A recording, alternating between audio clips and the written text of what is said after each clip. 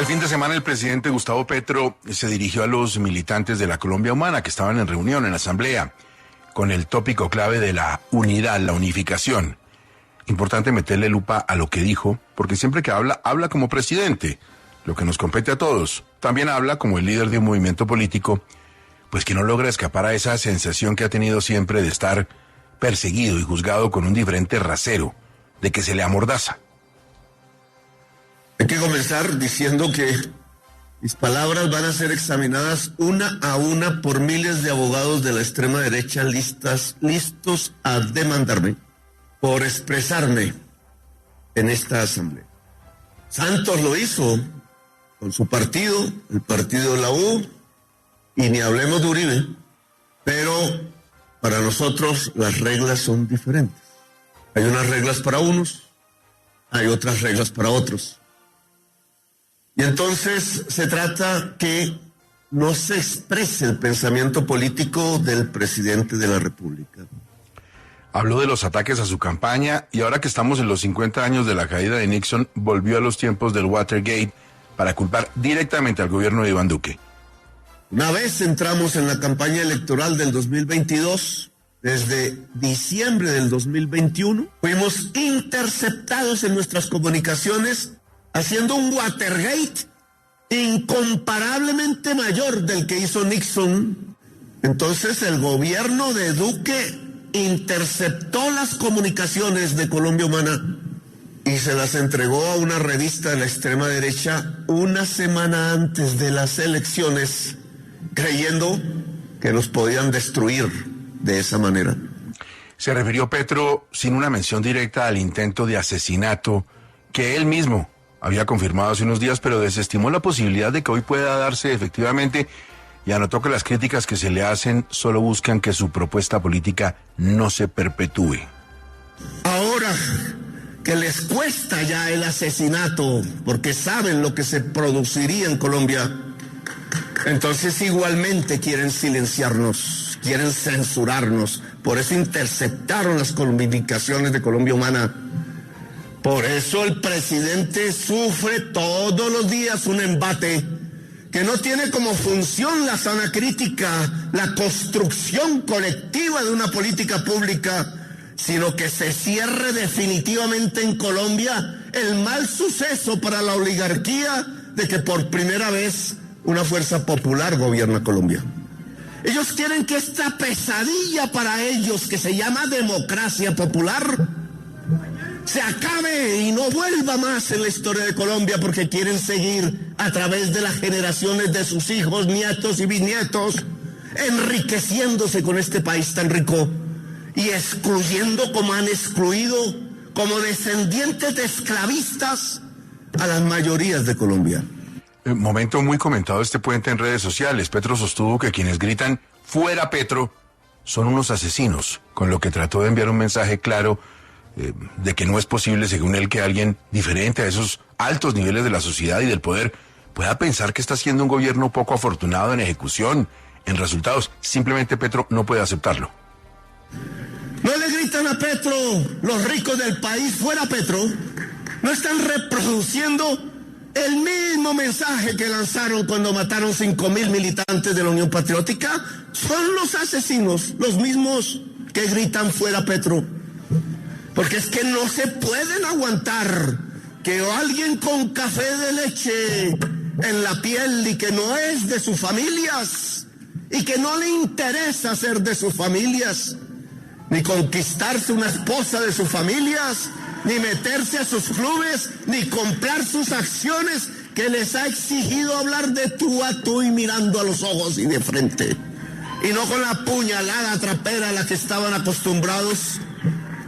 ¿Por qué lo aguantan como presidente de la República? Uy, ese Petro, ¿cómo es que pudo llegar a la presidencia? ¡Fuera Petro!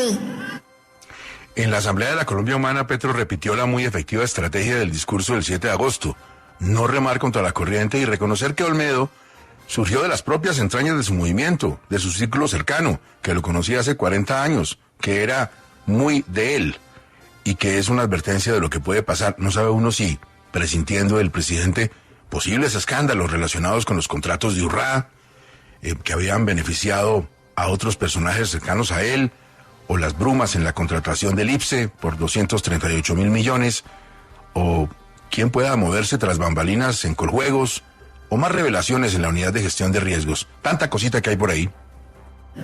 El señor Olmedo salió de la formación de la Colombia Humana. ¿Cómo entre nosotros puede surgir una persona que estaría aquí aplaudiendo a Petro? Se embriagó de tal manera con el poder que terminó degradado como persona humana, convirtiéndose en un simple y puro ladrón, pasando a la historia. Los movimientos progresistas, cuando se acercan al poder, porque nosotros no tenemos aún el poder, se pueden degradar a sí mismos. Sabemos qué pasa, sabemos. El poder es una droga. Solo miren a Uribe y verán. Adicto al poder. Nosotros no tenemos aún el poder, dijo Petro antes de plantear ese ejemplo de los peligros del poder usando a Álvaro Uribe Vélez. No tiene el poder, entiende uno, porque solo tiene el gobierno y se siente atacado por el Congreso y perseguido por las altas cortes, en cuyos magistrados no confía ni por un momento, lo que lo aleja nuevamente de la justicia, justo después de que reveláramos aquí en Caracol Radio el viernes la posibilidad de un atentado en las altas cortes, al que el gobierno le bajó la caña muy astutamente. En el Congreso de la República hundieron la reforma a la salud. En los tribunales de la justicia han dado órdenes a los magistrados de los partidos tradicionales de que nos bloqueen. No podemos ser ingenuos de lo que está pasando. Nosotros no tenemos el Estado, tenemos un gobierno. Ellos tienen el Estado y están acordanando de tal manera que a la sociedad colombiana no se le vuelva a ocurrir votar por alguien diferente a la oligarquía colombiana. Para algunos es como si el presidente pensara que las elecciones le daban no solo la cabeza del Ejecutivo, sino la del Legislativo y la del Judicial. Pareciera que sigue el presidente sin entender la separación de poderes o sin querer entenderla. Hablo del momento difícil que enfrenta su movimiento, que expresa, como en otras toldas, de las vanidades, porque como lo dijo en un momento, tiene la impresión de que la Colombia Humana no está dando la talla de su compromiso histórico. Miren lo dramático de la situación y la responsabilidad que tienen ustedes o la inmensa irresponsabilidad que pueden cometer por estar jugando a las figuritas que se miran al espejo a sí mismas diciendo, uy, qué bello soy, qué bella soy.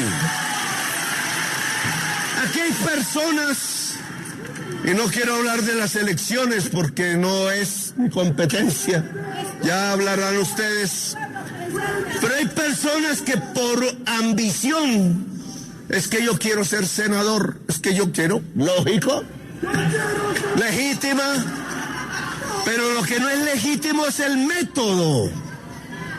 Si yo quiero ser senador, tengo que ser un dirigente popular, punto. Y lo popular está fuera.